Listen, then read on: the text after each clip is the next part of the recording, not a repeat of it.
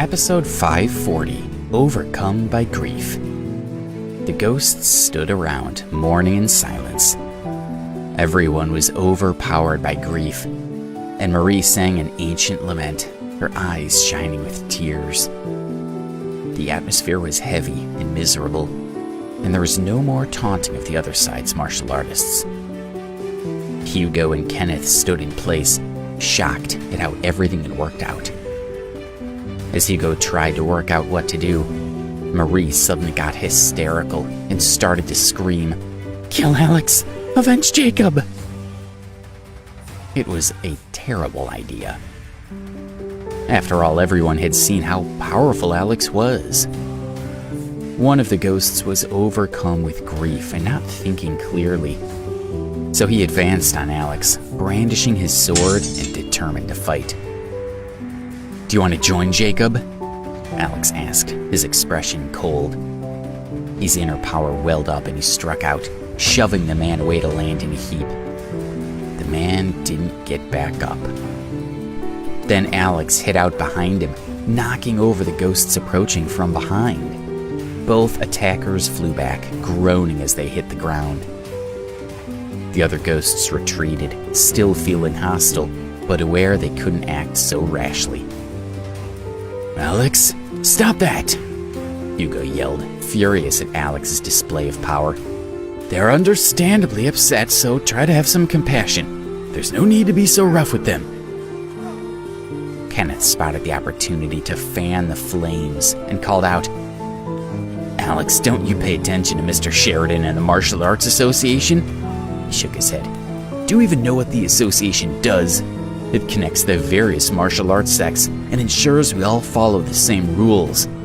When you don't obey Mr. Sheridan, you damage his authority, and that risks the entire association. And if it collapses, it'll be the end to the peaceful coexistence of the different sects. Chaos will result." He took a breath and stared at Alex. "You'll bear the blame, and then you'll be killed." Although Kenneth confronted Alex, he was afraid of him. So he was all bark and no bite. "I'm really not interested in anything you say," Alex said, shrugging. "Alex!" Marie yelled. "You'll pay for what you've done!" Tired of waiting for her colleague to act, she grabbed a sword and rushed right at Alex. She swung fiercely at him, putting all her strength into the strike, determined to remove his head. Alex remained calm. His inner power was depleted, but he had plenty of other skills, so he wasn't worried. He stretched out his hand and knocked the blade out of Marie's hand, sending it falling harmlessly to the ground. Marie trembled as she stared at Alex. She knew exactly how much power she had put into her blow, and yet Alex had stopped her effortlessly.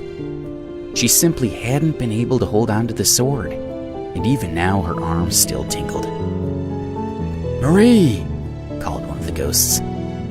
"What happened?" cried another. "Why is he still standing?" asked a third. Marie looked desperate. She was exhausted, and her surprise attack had failed. Now she had to face Alex, knowing she couldn't defeat him. She closed her eyes and waited for death. But just as Alex's blow was about to land, Seth stepped in, blocking the strike. Seth stood there holding his sword, defending Marie from attack. He glared at Alex with resentment. "Do you intend to attack us all?" he demanded. "My fight with Jacob was a fair one," Alex said, shrugging. He even admitted he had lost. "Now your colleague has attacked me, and I was merely defending myself." He met Seth's gaze. "Marie made the first move, and you know it." "Marie was Jacob's beloved disciple, and you killed Jacob," Seth told him. "Clearly she's been overcome by her loss, so she should be excused for her actions." Everyone else agreed with him. It was only natural that Marie sought revenge for her master's death. How could she be blamed for such a thing? "So I should have let her kill me?" Alex asked, raising an eyebrow. "Why should I take the blame for her behavior?" Alex stepped forward, his attention locked on Seth. He was still unarmed, and his inner power had not yet recovered, but he was still confident he could win. No matter how many of the ghosts attacked, he would prevail. He refused to entertain the possibility of defeat. Seth recognized Alex's confidence, and a sliver of fear snaked through him. His heart beat a little faster as he readied himself for attack. Alex launched into action, kicking out and sending Seth's sword flying. Marie screamed, and Alex turned to see her collapse, clutching at the wound caused by the sword when it had inadvertently hit her. She lifted her head, glaring at Alex, using her last breath to curse him.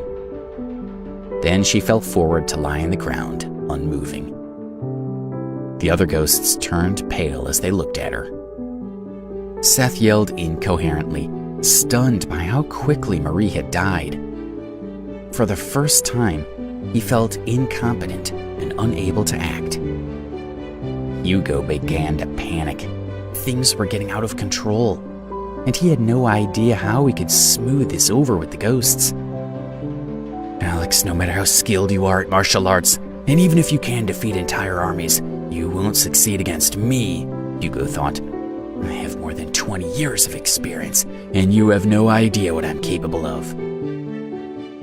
As far as he was concerned, Alex had violated all the rules of martial arts, and he would have to pay for that with his life. But despite his determination, he was still deeply afraid of Alex, and he was wary about confronting him. Alex, you're going to pay for this, he yelled. I tried to protect you, but you wouldn't listen, and now you're on your own. Alex was tired of listening to Hugo's bluster, so he simply dismissed him and turned to Seth. Get out of my way or I'll go through you. He stalked towards Seth and the other ghosts, who still held swords as they watched him. They were extremely calm and seemed ready to fight. But they only intended to defend themselves and not launch an attack. They had seen Alex's strength, so they were reluctant to provoke him. Kenneth was furious at their inaction and tried to spur them on. Kill him, he screamed. Kill Alex! He's out of power, so this is the best time to attack him.